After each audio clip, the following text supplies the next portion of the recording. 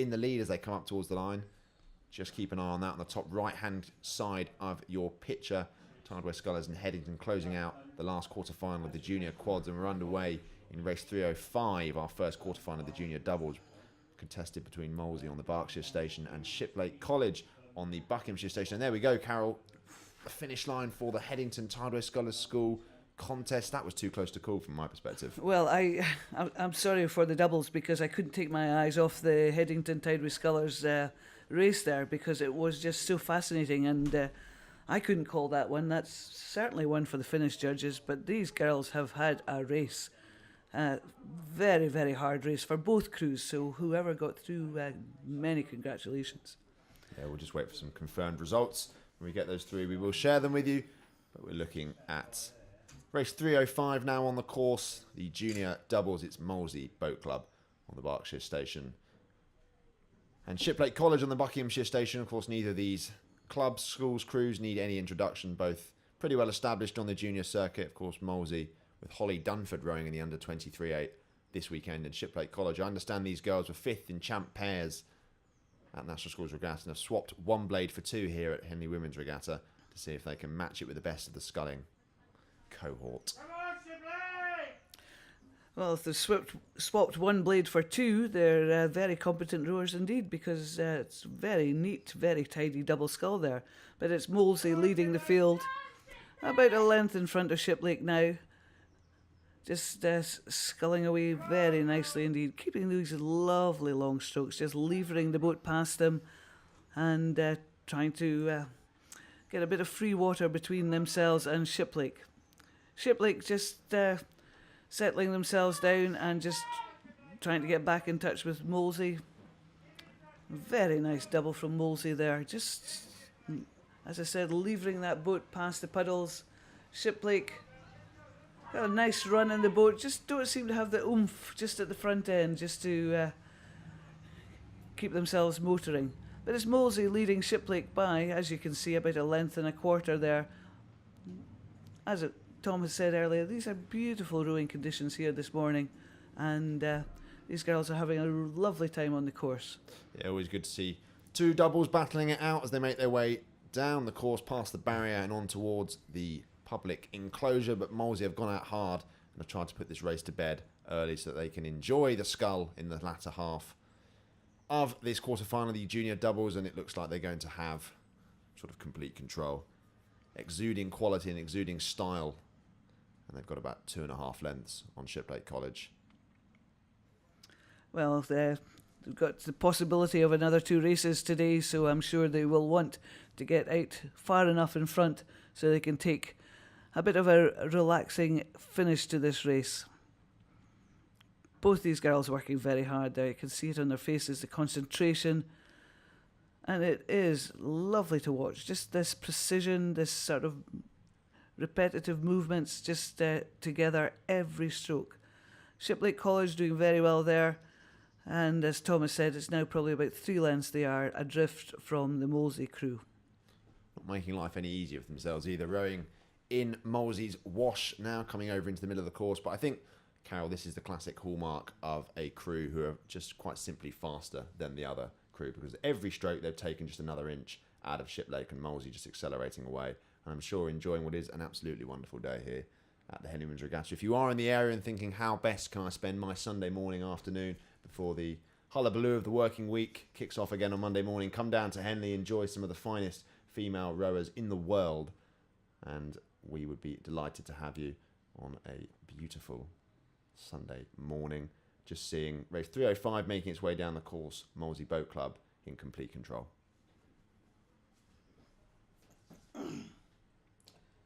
Nice.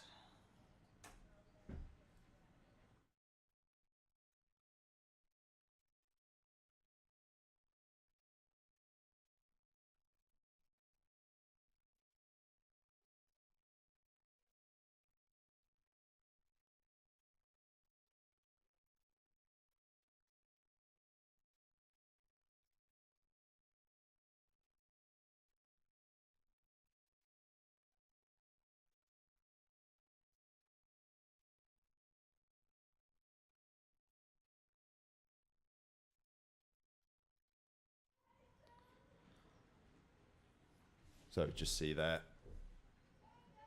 Molesey Boat Club taking the rate down a little bit. Intensity comes off. They can enjoy the last half of the course, safe in the knowledge that they will, barring any late disaster, be progressing through to the semi-finals of the junior doubles, contested later on this afternoon. A full programme of racing here for you, right through to 4:30, when the finals will be run, trophies will be presented, and winners will be crowned at Henley Women's Regatta for another year. Really excited for what is going to be a really fascinating day of racing. They can just see Molesey winding down over the line safely through to the next round. So we'll move back up to the start for race 306, another quarter-final of the junior doubles between Maidenhead Rowing Club on the Berkshire Station and St George's College on the Buckinghamshire Station. This Maidenhead crew, worth noting, on the right-hand side of your picture, you can just see the split screen we've got there. Shipade College on the top right, but just in that bottom left-hand corner of your picture, there we go, come full screen. That Maidenhead crew, both J16 athletes, and won gold at the Junior Sculling Regatta last year and silver at the British Junior Championship. So they're racing up a level here in the Junior 18 category. So it will be interesting to see whether or not they can mix it up with girls who are probably 2 years their senior. There we go, off the start. Hopefully 2 clean starts without any interference with each other. Looks to me like both these crews know what they're doing. Pretty good start there from Maidenhead. A very good start from Maidenhead there, Tom. Yes, interesting about the Junior 16. It's sometimes interesting that a coach will put a Junior 16 crew into the junior event just for experience, in the hope that the following year they'll come back and win the event. But I don't think that's the point in this case, because this is a very good Maidenhead double scull. They've had a great start there, and it is St George's College just about half a length behind.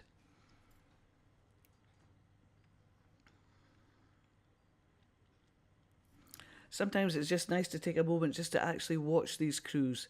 And it is a very good performance from this Maidenhead crew. As Thomas said, they looked like they knew what they were doing off the start. They had that very good start, and they're just starting to pull themselves out in front of St George's College. Very calm, very composed, very mature if they are Junior 16, and that is a very impressive performance from them. Because at the moment they're racing on the big stage, because Henley is a special course to race on. It is quite nerve-wracking, it is quite worrying as a junior, worrying as a senior in fact. But this is a very good performance from this Maidenhead junior double in race 306 this morning. They're now about a length in front of St George's College and just executing their race plan, settling into a nice rhythm. Oh, St George's College look as though they could be taking a move back again and just encroaching on getting a bit more overlap, in fact. Oh, that is very interesting. St George's College just had quite a very good, strong couple of 100 metres, so it's maybe the stronger, older crew just pulling back on the Maidenhead crew. Well, this Maidenhead crew showing no signs of stage fright, but as you say, Carol, St George's mounting a bit of a charge here as they come past our commentary position around 50 metres in front of the barrier. And this is a crucial part of the race now for both crews. Who can take it by the scruff of the neck and who can really try and stamp their authority on this second quarter-final of the junior doubles. I think we're in for an interesting one. Oh, indeed, because you still want contact as you go through the public enclosure, because that's where you get the support from your colleagues and crewmates, and a bit of overlap there, and the race could be anybody's. So, yeah, this will be one to watch, I think.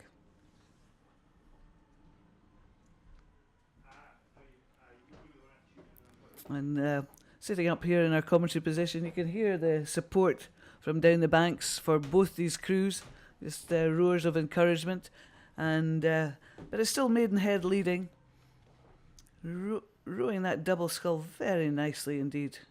Yeah, some beautiful shots of rowing strokes. Well, to an extent, I think they've seen off the pressure that St George's were exerting on them, and have re-established a margin of control over this race. St George's not out of it though, and as you say, if there's contact coming into the enclosures, then usually it means we're in for a good second half.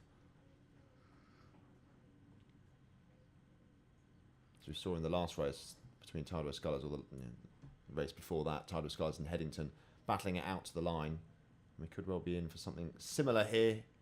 Have Maidenhead burnt through their engines too quickly? No, I don't think so, Tom. Look at that crew. They're still looking very strong. I think St George's mounted that challenge to stay in touch.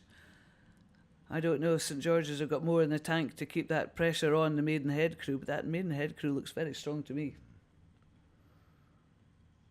Yeah, a very cohesive unit. Suggests to me a crew as well drilled as that. Quite possible they've been rowing together for quite a long time. I think they were third place in women's junior 16 doubles at the Pairs Head last year. So if they've been training in this combination all year, then they'll know each other inside out. And they'll also know how each other rows and how each other responds to a situation where they are under pressure. And they responded very maturely here to actually see off the advances of St George's and open up clear water. Oh, absolutely. Very, very good performance there from Maidenhead. Very nice double scull. They are sculling beautifully together. Very composed, very calm. They know what they've got to do and they've gone out there and done it. They've done it from the start. They've seen a challenge. I think they've seen that challenge off. And from here, it looks as though they could progress further on. Well, that's exactly it. How far can this Maidenhead double as junior 16s, how far can they go? Remains to be seen, but certainly through to the semi-finals, barring any late mishaps. Race 306 just reaching its conclusion here with Maidenhead leading St George's. So we'll move back up to the start for race 307, our third quarter-final of the junior double sculls, and it is contested between the City of Oxford there in the foreground of your shot on the Berkshire station and Gloucester Hartbury out on the Buckinghamshire station. Gloucester, of course, needing no introduction as 4 times winners of the Diamond Jubilee Challenge Cup at Henley Royal Regatta, choosing not to enter a quad at that event this year, instead a double at Henley Women's Regatta, and it'll be interesting to see whether or not this double can continue to build on the reputation that Gloucester have established for themselves. Indeed, that Gloucester Hartbury crew, there is a lot of pride in the name of the club because they have been dominant in the sculling world for quite a while. And lovely start from Gloucester Hartbury, but that said, it's City of Oxford just leading them as they come off the island. So both these crews had very good starts there. Gloucester Hartbury putting in a push there, just trying to get back with a bit more overlap from the City of Oxford crew. And, this is challenging for both crews here as you look down in the course. Gloucester Hartbury starting to move through the City of Oxford crew, just a bit longer on each stroke, just leaving that boat through the water. But very close now between these two crews. Well, we've been blessed with some incredible racing already this morning, and this is set up to be another classic encounter. And City of Oxford, I watched them yesterday. They were actually finished third at the Junior Sculling Regatta earlier on this year, but I watched them yesterday and they've got such a long, languid style of rowing. It never seems like they're flustered or under pressure when they are rowing, and they stick to their race plan religiously. And at the moment, Gloucester striking slightly higher than they are. You can see the girl in the stroke seat, the City of Oxford crew, just such a long style. Always emphasising length and relaxation at both ends of the stroke, and that should pay dividends for them as they move down the course. As Tom has said, it is a lovely style. It does look very relaxed. They are being overrated by Gloucester Hartbury, who I think are just desperate to get some sort of equality across the course, so they go into the enclosures pretty much level. But it's City of Oxford leading at the moment. And as Tom has said, they have a race plan and they're executing it, and they probably know what they can do. They know what they've got in the tank. They know how much the energy they need to expend. But it does indeed look a very relaxed style of racing. And, I'm quite surprised because Gloucester Hartbury seem to be throwing an awful lot more at it, but not actually making any impact. No, I totally agree with you. And actually, I could blink and we could still be at Temple Island. The two crews have just stuck to each other like glue here. And at the moment, I think the momentum, if I was a betting man, I'd say is with the City of Oxford, because you can just see them squeezing it on. They made a little call as they came past us at the barrier. And I think, just looking at the way they're rowing and the fact that they are underrating Gloucester, I think City of Oxford will have the gear change in the second half to move away. But what a contest we have on our hands.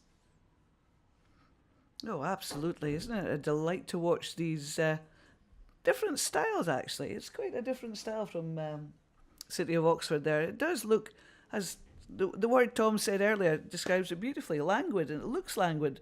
But boy, it's efficient. It's, yeah, it's very good.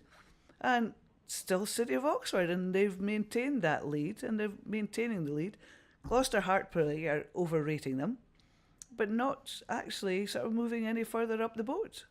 Well, a devastating move there in the middle of the course from the City of Oxford to just creep out to a length. I mean, 30 seconds ago we were discussing how the crews were neck and neck, and now City of Oxford have just decided we've had enough. We're going to stamp our authority on this race, make our mark, and they've moved out to a length and are probably looking to close this race out now. Well, yeah, you'd think so. But Gloucester Hartpury will probably not give up. I think they're going to make them work very hard for that win. So, yes, it'll be interesting later on this morning. Fierce races. But just as we watch those two crews make their way down the course, a set of confirmed results from the junior quad quarterfinals this morning. Race 301 was a win for Marlow Rowing Club by a length and a half over Glasgow. 302, Latimer Upper School A beat Sir William Perkins by 2 lengths. Henley, after a mishap on the start in race 303, managed to row through Latimer Upper School B to win by a length and a quarter. And in the race of the day so far, Headington School just saw off the close attentions of the Tideway Scullers to win by 3 feet in race 304. So a phenomenal race there between two crews who will know each other very well now. But Headington, Henley, Latimer and Marlow are your semi-finalists in the junior quads category. And in race 305, at the beginning of the junior doubles, Molesey Boat Club beat Shiplake College by 2.5 lengths. So we can just see those two crews making their way down the course, City of Oxford and Gloucester Hartpury. And I think the City of Oxford have established themselves as the dominant force in this race. So we will go back to the start for race 308. The last quarter-final of the junior double sculls between Sir William Borlase Grammar School A on the Berkshire station and York City on the Buckinghamshire station. Clean starts from both crews. Hard to tell who's had the better of the two there, Carol. I was just watching it.